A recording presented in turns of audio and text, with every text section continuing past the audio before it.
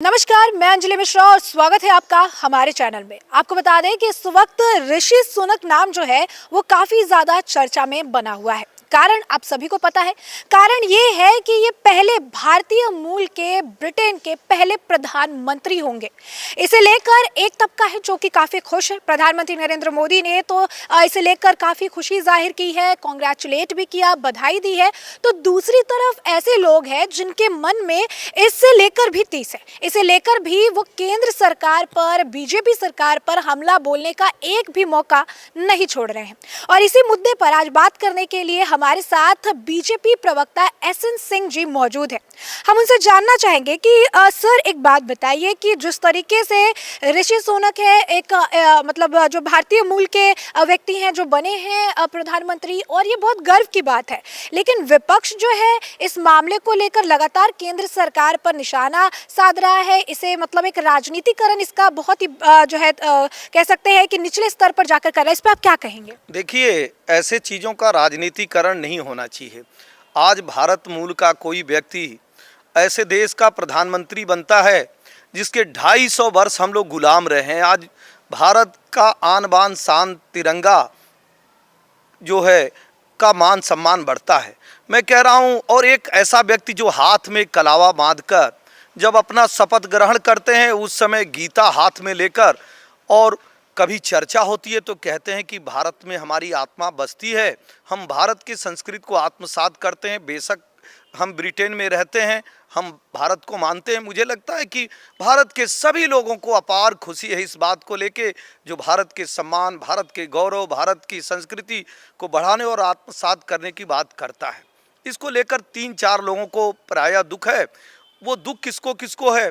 जो हमारे दुश्मन देश हैं, जब वो जिस तरह की आवाज़ वो निकालते हैं वो आवाज़ इनको पसंद आती है। जैसे महबूबा मुफ्ती हैं, उनके बयान को आप सुनेंगी। अगर सेना के जवान मारे जाते हैं आतंकवादियों के गोली से तो उनका बयान आता है, कितना घिनौना बयान आता है।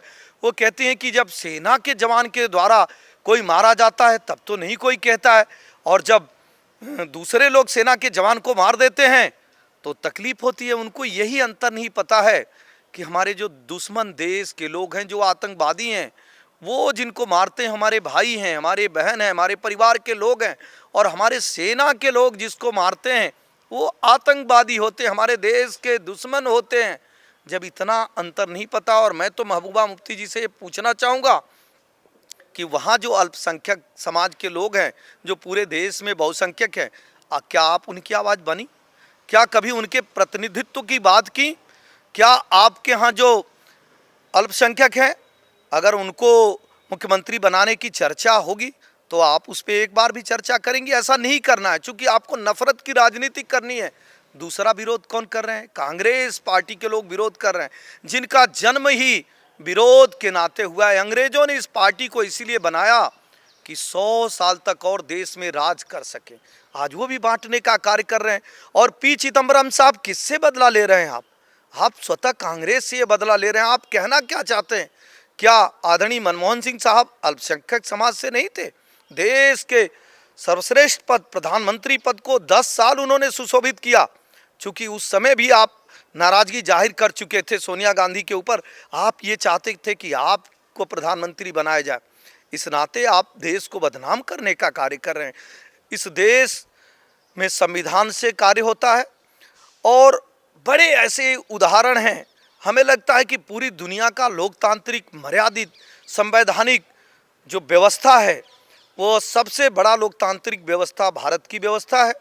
यहाँ आप देखे होंगे सर्वोच्च पद पर आसीन एपीजे कलाम साहब रहे, ज्ञानी जैल सिंह साहब रहे, अल्पसंख्यक समाज से आने वाले कलाम साहब थे, और मनमोहन सिंह जी प्रधानमंत्री पद के रहे।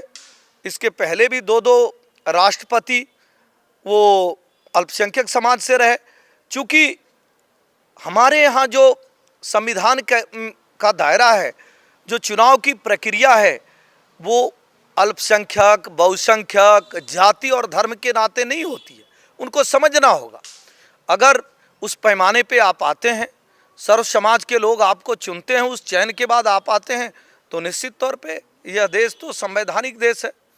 यहाँ सबका को समानता का अधिकार है, और उस अधिकार को लगातार प्राप्त किए हैं। हमारे मर्यादा को, हमारे संविधान को, हमारे लोकतंत्र को दुनिया में सबसे सुंदर लोकतंत्र माना जाता है। चूंकि ऋषि सुनक हाथ में कलावा पहनते हैं, वो हिंदुओं से प्रेम करने की बात करते हैं, वो हिंदुस्तान से प्रेम करने की बात करते हैं, इनको नफरत होती है।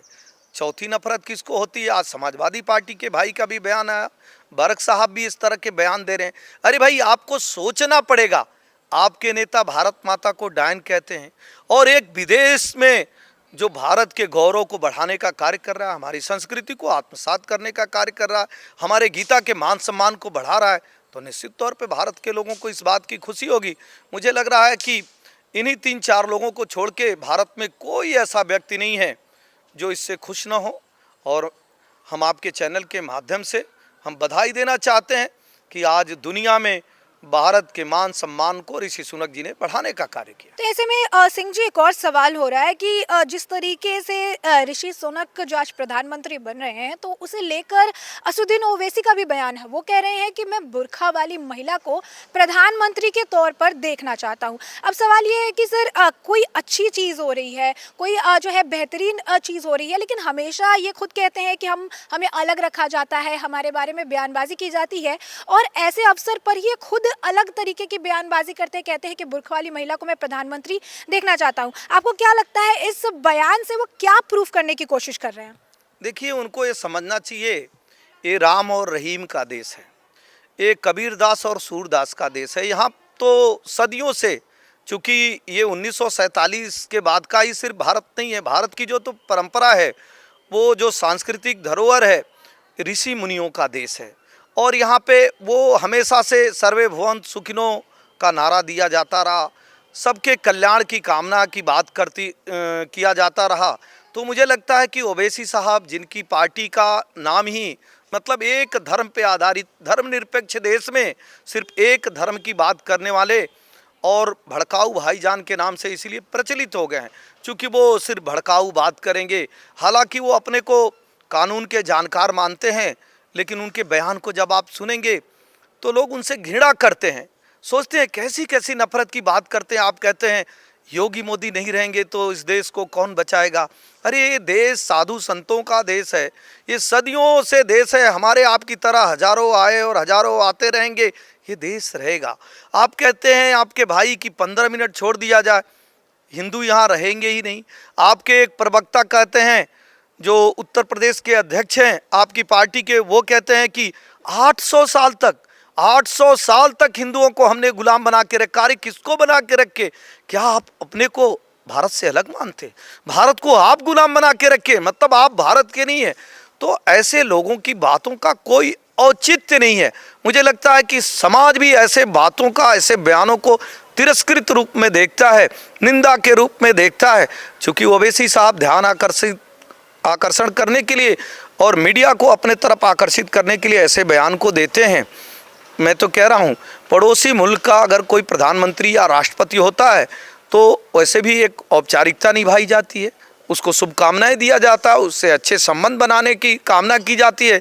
लेकिन जो भारत मूल का है, जो कहता है कि भारत हमारी संस्कृति है, हाथ में कलावा पहनता है और गीता रखकर शपथ लेता है, हमारे मान सम्मान को बढ़ाता है, ओवैसी साहब आपको खुश होना चाहिए। आज भारत का नाम वहाँ पे रोशन हो रहा है। वहाँ भारतीय जनता पार्टी, कांग्रेस और तमाम पार्टियों के नाम नहीं रोशन हो रहे हैं। जो हमारे खिलाड़ी भी विदेशों में जाते हैं, वो भारत के नाम से खेलते हैं, न कि वो किसी पार्टी के नाम से खेलते हैं। ऐसे ओछी, ऐसी छोटी राजनीति नहीं होनी चाहिए। तो जैसे कि आपने सुना कि आखिर ऋषि सुनक के प्रधानमंत्री बनने से आखिर विपक्ष के पेट में इतना ज़्यादा दर्द क्यों हो रहा है। आपने सुना कि किस तरीके से एस एन सिंह जी ने बताया कि विपक्ष को जो है तिस है, लेकिन उससे कुछ नहीं होने वाला है, क्योंकि प्रधानमंत्री नरेंद्र मोदी जो है आगे इसे देख रहे हैं। आगे उन्होंने कहा भी अपने ट्वीट में कि जल्दी से आप सारा कार्यभार संभालिए, फिर आपके साथ बैठेंगे और एक नया रोड मैप तैयार किया जाएगा। तो ऐसे में हमने आपको जो पूरा मामला है बड़े विस्तार से बताया है, आपने हमारी चर्चा भी सुनी है। तो ऐसे में अब इस पूरे मामले पर आपकी भी जो राय हो, हमें कमेंट सेक्शन में कमेंट करके ज़रूर साझा करें। धन्यवाद।